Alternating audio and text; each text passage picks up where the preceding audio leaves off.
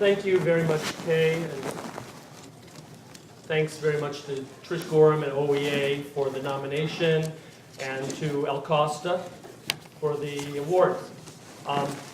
This acknowledges years of work by a number of activists and leaders like Bob Bendel and Jack Gerson, who are here today, and who would love you to join them tomorrow, by the way, out at Oracle before the playoff game, leafleting and protesting the censorship of a documentary about Mumia Abu-Jamal at a Cineplex in Newark, co-owned by Shaquille O'Neal.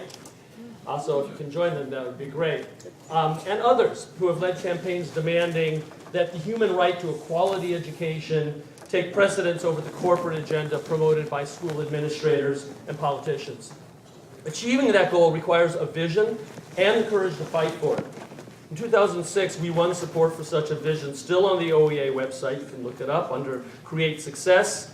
It outlines what's required for excellent public schools for all students. Class sizes of 15, teachers supported by adequate resources, prep time, mentoring, and compensation, expanded childhood and adult education, both decimated by our district since then, and more. But the vision notes that real reforms cost real money and cannot be achieved in Oakland without redistributing wealth from the city's highly profitable corporations and its $35 or so billion a year port.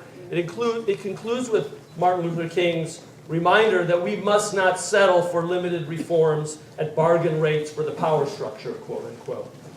But on the contrary, our union at the local, state, and national level has settled for the destruction of gains previously won.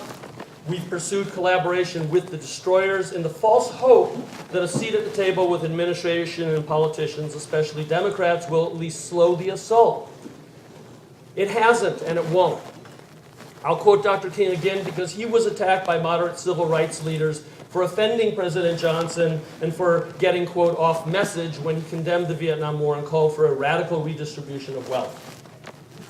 But King understood that progress depends not on powerful friends, but a strategy of nonviolent direct action to, quote, create a situation so crisis-packed that it will inevitably open the door to negotiation. That's the strategy OEA took in 2011 to demand a bailout of schools and public services, not of banks and corporations. We joined with other organizations, in a series of demonstrations at the nation's 4 largest banks, and ultimately a sit-in and arrest of 7 teachers at a downtown Oakland Wells Fargo branch. But that work has to continue.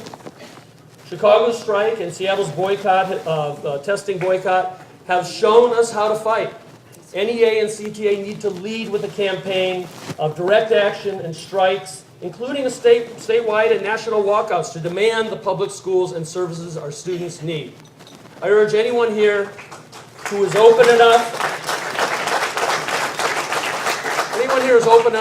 young enough, no matter your age, and brave enough to fight the ongoing destruction of teachers' unions and public education to support the strategy, or at least to put it on the agenda in your chapter, State Council, and the NEARA. You'll be attacked, no doubt, as divisive, childish, unrealistic, blowhard, ultra-leftist. But what alternative do we have? Rhetorically rejecting the corporate agenda of doing more with less means nothing until we fight for more.